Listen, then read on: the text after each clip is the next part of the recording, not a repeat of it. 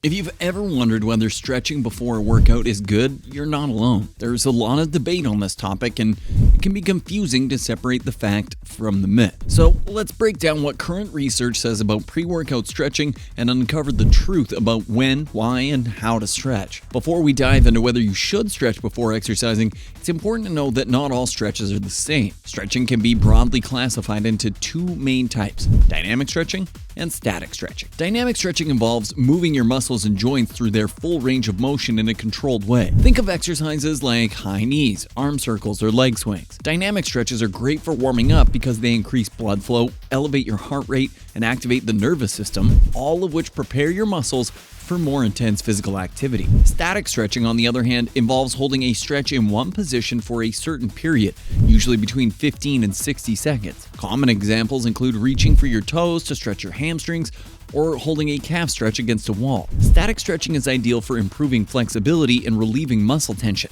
making it best suited for post-workout cooldowns. So, is stretching before a workout good or bad? The answer depends on the type of stretching and your workout goals. Let's dive into the pros and cons of each type before your workout. Research suggests that dynamic stretching is highly effective before a workout.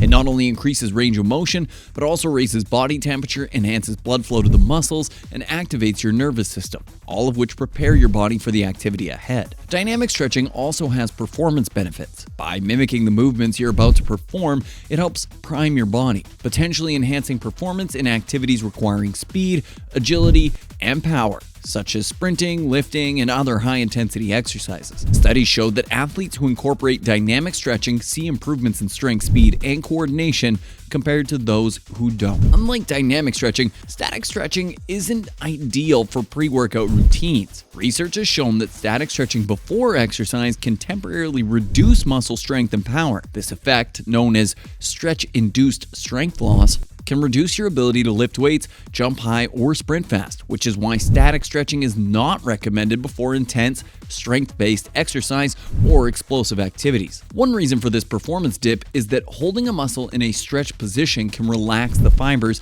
temporarily making them less responsive. Studies have documented that athletes who do static stretching before workouts can see drops in strength by as much as 5 to 30% immediately after stretching. For activities requiring peak performance, this can be a disadvantage. When might static stretching be useful pre-workout? Well, although it generally hinders high-performance activities, static stretching may still benefit some people before exercise, especially if you're focusing on flexibility training, you're recovering from an injury and need a gentle warm-up, you're planning a light activity rather than a high-intensity workout. For example, if you're a dancer, gymnast, or a martial artist where flexibility is a priority, a light static stretch could help prepare specific muscles. However, even in these cases, combining static stretches with dynamic movements is usually the best approach. For most workouts, the ideal warm-up should include dynamic movements that gradually increase in intensity. Here's a simple guideline for an effective pre-workout dynamic stretch routine. First, start with general movements. Do 5 to 10 minutes of light cardio, like jogging or jumping rope, to increase blood flow. Second, incorporate joint-specific movements. Add arm circles, hip rotations, and ankle rolls to loosen up those joints. Third,